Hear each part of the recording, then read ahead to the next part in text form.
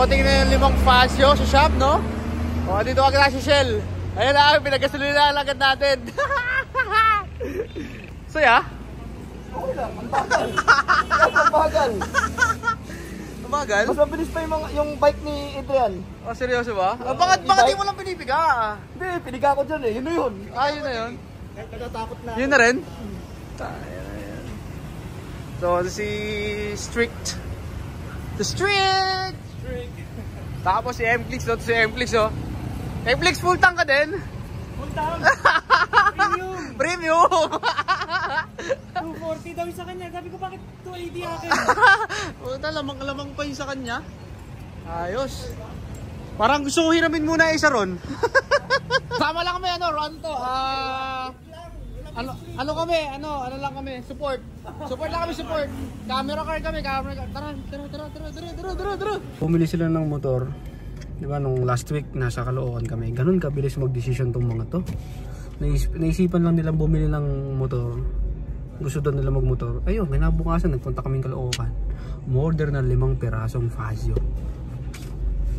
Ganda ng motor ni ate, oh. Scrambler. Scramble. Ginaganon-ganon pa niya, oh. Oh, panis. Oh. Juan! Ano yung motor niya, oh? Ganda ng motor niya. Ha? Si ate, ganda ng motor. Si ate, ganda ng motor, oh. Oh.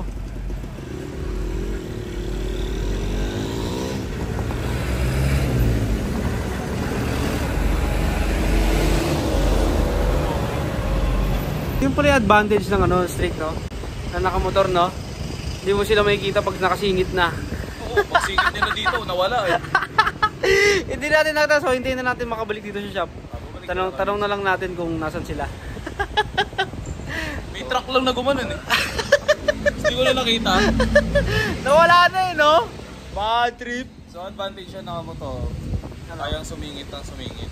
Oo, yun pala talaga, no? Basta igitlog mo na eh. Pagka marunong ka siguro naman, pagka marunong ka siguro. Kasi hindi niya ngayon nagmotor. Oo, tanga na, mag-overshoot pa ka kanina. Kaya liligo kanina. Tangala mo, truck yung dala eh. Ang laki mo. Alam mo, may trailer na dala eh. Maalam dyan. Jalo, kailan tayo magmamotor? Check ka muna lang. Whew! Doon. Nakatutong kayo? Kaya ng motor makyat. Oh, nice. Pero alam mo ko surprise. May dikit kang bago!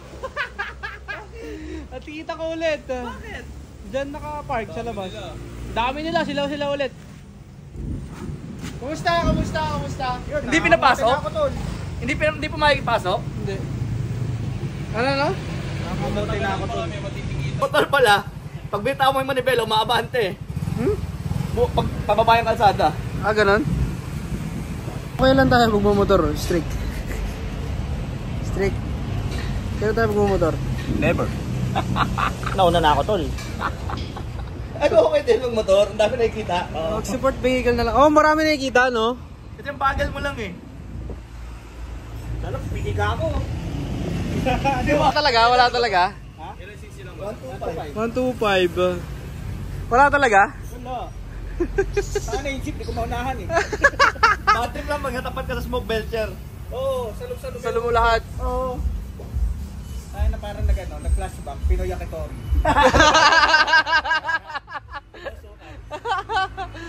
Kung trip natin motovlogger. Motovlogger. Gago, ang hirap mag-motor nang walang Waze. Oo. Puta, Bakit? ang ginawa ko, naka-Waze at nakalagay sa compartment.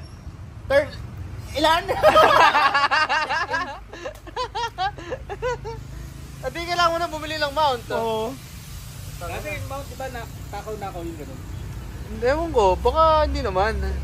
Hindi, lagyan mo na ng Apple ID talaga. Hindi, bili ka rin ng yung may bahay na mount. Para di mabasa. May payong. Ay, may payong. Alam ko na saan tayo pupunta para bumili ng jersey. Saan? Kay Powerhouse Clothing, boy! Naka-drive it. Ba? Uy, ano ba yan? Di ka marunong mag-ano. Ayusin mo, di ka marunong mag-ano eh. Mapangga po. Hanep! Hanep! Papainit ng gulong, sir! Ayun, dapat yung nag-signal light, no? Oh, signal light siya eh. Sarap ang motor no, tol. Magiging kamote ka na lang literal. Magti ka na kanina eh. So, ayan na nga. So, yung puso ko, tol, medyo parang gusto ko nang kumuha pero yung bulsa ko walang pangkuha, tol eh. Gagi. Hello? Installment naman eh. Ay, kahit na. Iniisip ko pa rin yung pang installment eh. Ayoko.